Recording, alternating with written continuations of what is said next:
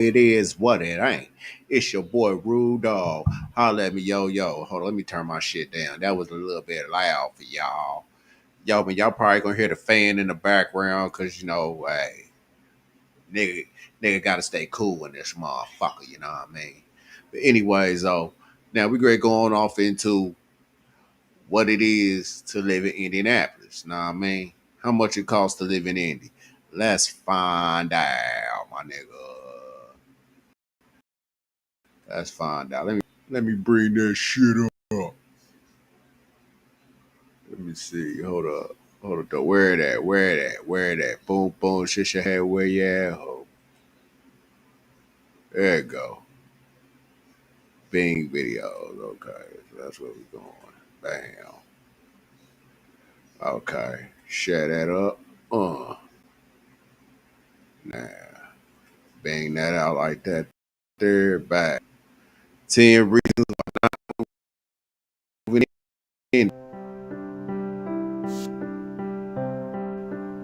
What is going on, everyone? Welcome back to The World According to Briggs, and thanks for watching. Today we're going to take a look at a city that I don't think we've ever talked about on this channel, and that's amazing because this place sucks. Indianapolis, Indy as some people call it, is right here in case you don't know. It's like dead center in the middle of Indiana. The city was incorporated on September 3rd, 1832. In the US, most people know a few things about Indianapolis. You know, they kind of know where it is and kind of know what goes on there. If you're from the area, obviously you know a lot about it, but the rest of the United States, we all know something about Indianapolis. If you're from another country, not from the United States, you just that goes on there once a year. That's pretty much it. Indy is also known as the crossroads to America and the railroad city. It was a major rail hub throughout the Civil War, and I mean, even beyond that. During the American Civil War, Indianapolis was mostly loyal to the Union's cause. Governor Oliver P. Morton was a major supporter of President Abraham Lincoln, and which became a bullshit ass city. Nah, yo, I love Indy though. I'm a Hoosier. Hoosier till I die, boy. 317, boy. Gotta love it. Gotta love it. Gotta hate it as much as you. And that quickly made Indianapolis a rallying place for the Union Army. Today, the Indianapolis metro area has just over 2 million residents, making it the 34th largest metro area in the US. There's a lot of people moving to Indy lately, and I'm not sure why. If you're one of those people thinking about moving to Indianapolis, you should watch my top 10 reasons not to move to Indianapolis, Indiana. Number 10, bedbugs. Before moving to the city, you'll need to find a really good exterminator. Fucking facts, man. Tell you what, those are facts right there. Listen to this, man. This is because Indianapolis is ranked as the third worst in the nation for bedbugs. Now that's according to WTHR.com. Some ways you can protect your house from bedbug infestation is by checking secondhand furniture you may have bought and for any signs of pests, getting a mattress encasement thing, and reducing clutter so the bedbugs don't have many places to hide. They're just like my wife. They won't live in a place with a lot of clutter. Unless, of course, it's the bathroom sink. Believe it or not, pests are one of the most researched things when people are relocating. Why do you think so many people left Detroit? Rats. Oh, and the fact it had no jobs and it was incredibly dangerous. Right.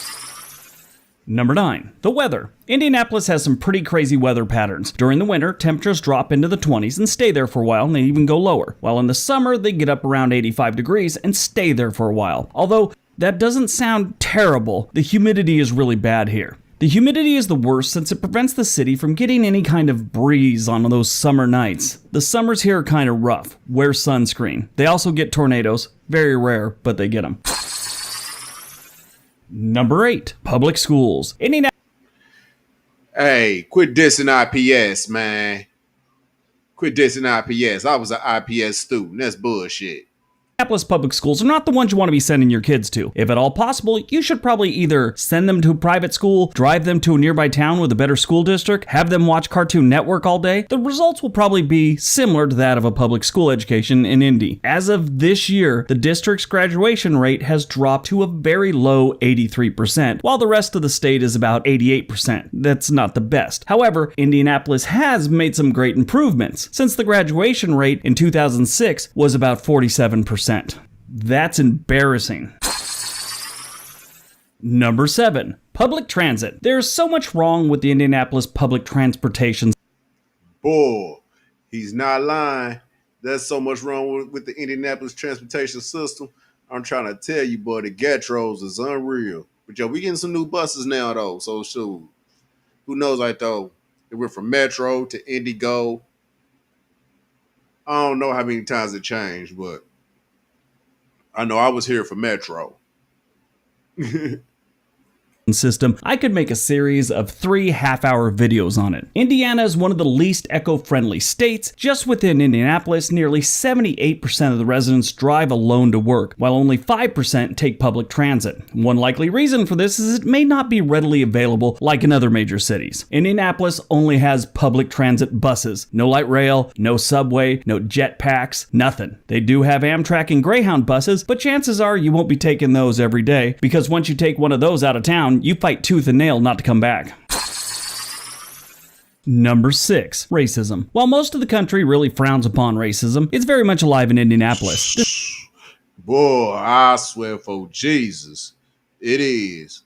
Racism is a motherfucker in Indy. I swear to God, boy. Even got racism in my own family. But anyways, that's well beyond that. That's well beyond that. But racism is a motherfucker, man. The city still sees far too many hate crimes every single year. Although it's a major problem in the city currently, officials are taking steps to reduce racism and hate crimes for the future. Recently, the Central Indiana Community Foundation imposed a 5-year plan for the city called Inclusive City. By this, they're hoping to better the lives of the residents regardless of race, identity, socioeconomic status. Hopefully, that'll make some progress. Number 5. The Indianapolis Motor Speedway. If you don't racing, maybe you shouldn't move here. The city is home to the Indy 500 as well as NASCAR's Brickyard 400 and a whole bunch of other little races. You'll know when the next race is within months. You'll start seeing and hearing ads for it everywhere, and all your neighbors will be talking about it, and they'll probably invite you over to watch the race. There's no escaping it. You better read up on it in advance so you got something to talk about with your neighbors. It's a big deal here. And stop typing. We know you live in Indy and you've never heard any ads, seen anything about those races. You don't like racing and you never see anything about it. I obviously don't know what I'm talking about. If you're about to leave that comment, I'm here to tell you this. You are lying, or you're the Boy, you's a dead lie. I swear to God. If you try to sit here and say that your ass you's a dead fucking lie. Dead lie. Real talk. only person who has ever lived off the grid in a major city. Congratulations, you pulled it off. Number 4. The water smells bad. As of right now, the tap water in Indianapolis is safe to drink by government standards. However, it still smells horrible, which is always refreshing. In addition to the smell, there's the potential for contaminants that could possibly cause cancer. Now, the local government says that the water is fine, safe to drink, safe to bathe, and there's no cause for alarm at this time. So, it sounds like it's doing okay right now. It just stinks. I mean, who doesn't want water you can smell? I mean, think about it. Have you ever taken a drink of something thinking it's, say, like a soda, and then it turns out to be water and you almost choke? Yeah, never worry about that here. The smell will tip you off well in advance. Number 3. It's in Indiana. Indiana's a flyover state, and it's flyover state for a reason. Nothing really exciting ever happens here except for maybe a bunch of wheat and blueberry farms, if you consider that exciting. Everyone heads to Indianapolis for excitement. The only thing is, there really isn't anything worth getting excited over. You better like sports, or maybe something like female truckers fighting in truck stop parking lots. I mean, but really about the trucker chicks, I mean, come on. Who amongst us? Number 2. Murders. According to the NewYorkTimes.com, Indianapolis ranks 27th for the highest murder rate in the country. Indianapolis has seen a 4-year... Here, boy, we'll put that in your ass here, nigga. We'll put that in your ass here, nigga. Fuck with it. Fuck around and find out. Streak of rising homicides. They first broke the record of 143 that was set in 1996 in 2015 with 144 people. being murdered. That record again was broken in 2016 with 149 people murdered, and in 2017 they lost 157 people. And not wanting to, give up on their streak, in 2018 159 people stepped into the light in the city of Indianapolis. Thankfully, law enforcement is, hopefully going to turn around in 2019. The numbers are kind of down, so hopefully it's a good thing. But they're reaching out to the community and really focusing on keeping each other safe. They need to do something. It's been getting really bad there. And number 1, the rising population. Indianapolis has a population of about 863,000 residents and rising. Now, I told you earlier they got 2 million. That's for the whole metro area. This is just the city of Indianapolis. The population density is about 2,365 residents per square mile. There are places in Iowa where they have 1 or 2 people per square mile. Although recently it's kind of slowed down the growth pattern for the city, it's still expected to gain another 15 to 20% by the year 2030. The city is expected to be responsible for up to 65% of the state's population by then. When you have stinking water, race issues, and no real transit system, why would you move here? Maybe there's a cheap mortgage in your future? Who knows? Maybe people move there for some government program that lowers your student debt, Nobody likes those school loans. Maybe they're helping out with that. Who knows? But people are still moving there, and I don't understand why. Alright, so that's my top 10 reasons not to move to Indianapolis. Hope you guys got some information out of it. Hope you enjoyed it. Now here's the thing about people from Indiana. They're decent people. Sure, the ones that are out murdering each other wouldn't be considered decent people. The people of Indianapolis and the people of Indiana are good people. I've never had a problem with them. Don't forget all the links below. Hit that like button. Hit that subscribe button. Everybody have a great day. Be nice to each other.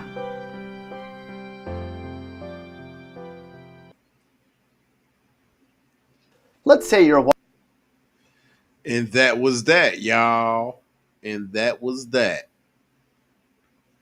And that was that.